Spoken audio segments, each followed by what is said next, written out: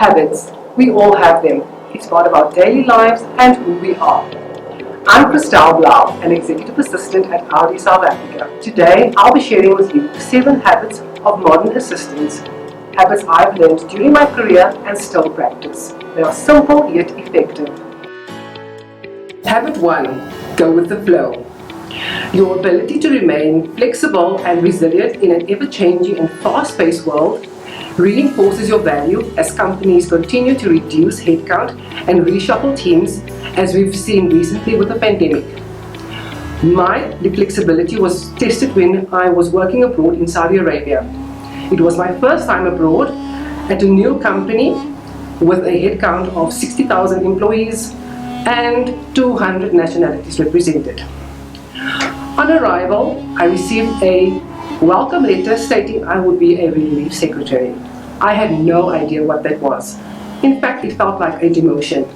Reluctantly, I proceeded into the unknown. I soon learned that the company had its own temp agency, a select group of executive assistants who provide a secretarial service to executive management. We stepped in when their assistants were out of the office for a medical appointment or on annual leave. This meant that I actually had a new boss every week or every month. I am now convinced that I can work for absolutely anyone. Saudi Arabia is a culture-rich country, and I was honored to be part of history when they finally allowed women to drive in 2018. Habit 2. Chief Organizing Officer. Don't worry, it's not a real title, guys. But being organized is a key habit of modern assistants. It sets the tone for the day, and you are able to anticipate problems early and take the necessary steps to solve them. Also be more in control and focused, preventing you from becoming flustered. When this happens, it's usually difficult to catch up. Luckily, there are a myriad of platforms available to keep you organized and ensure that nothing slips through the cracks. So find one that works for you. Since more meetings are being held online, I've discovered that these links to the meetings can be corrupt. So it's best to test them early, as it can be frustrating and embarrassing when the meetings are delayed due to technical difficulties. For this reason, I have my IT technician on standby if I cannot resolve the issue myself. Habit 3. Always be a few steps ahead of the boss. In order to be effective, assistants need to be proactive. Executives require assistants who can take initiative to get things done and not wait for direction, especially in critical situations. The pace at board level is pretty fast, and no one day tends to be the same. We need to match the pace or run the risk of falling behind. Proactive assistants know and understand their bosses and are able to anticipate their needs and meet them accordingly. It is more than knowing their dietary choices. It is knowing what makes them tick and what ticks them off.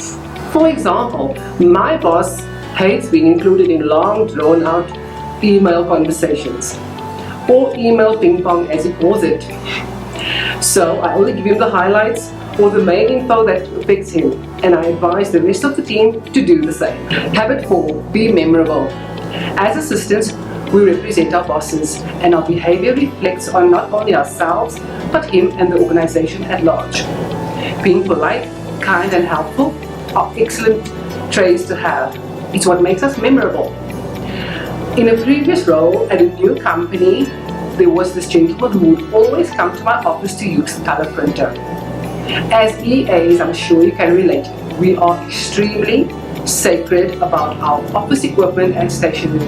So I wondered, who was this guy just bursting into the office like a whirlwind, not saying much? Have you lost your mind? It turns out he was an executive and knew who I was. Small world, hey? Murphy's Law, his PA resigned a few months later and he appointed me as his new PA. Had I spoken to him differently, confronted him maybe, this would have a different ending. Habit 5. Practice self-care. If the pandemic has taught us anything, it is how precious life is and the importance of looking after our mental health and practicing self-care. We work closely with our executives and naturally get to know them very well. So the slightest change in their behavior makes us uncomfortable and even concerned. We then become preoccupied with the boss's behavior wondering what we did wrong, and our mental health suffers as we anticipate and assume the worst. I've seen this happen to many EAs, including myself, as these situations cause huge amounts of stress and anxiety, and once we go down that rabbit hole of self-doubt and negative thoughts, it's difficult to bounce back. My advice would be to invest in a coach and or mentor. I cannot emphasize this enough, and the benefits are priceless.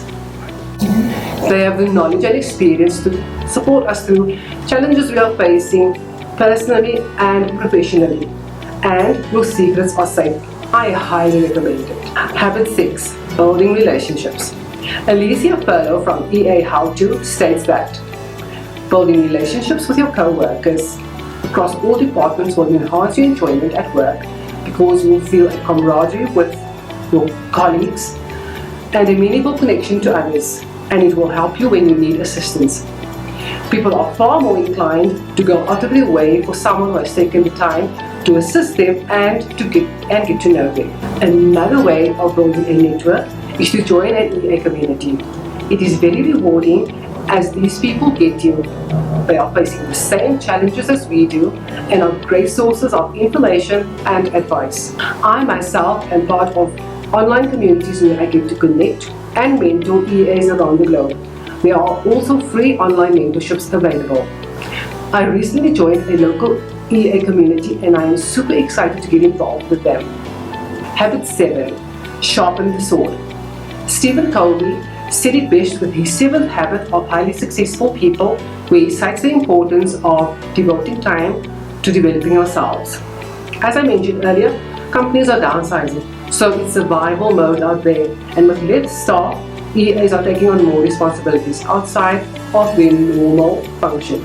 After being an assistant for a few years at the oil company in Saudi Arabia, I took on a project management role providing support on various projects in and around Saudi Arabia. So take advantage of the many options to upskill. Most companies offer training and development programs to their employees. The internet, in particular YouTube and LinkedIn, offer millions of training videos on various topics, and it's free. So guys, that's it from me today. I hope this was helpful and inspiring. I would love to connect with you, so please search for me, Christelle Blaauw, on LinkedIn. Chat soon.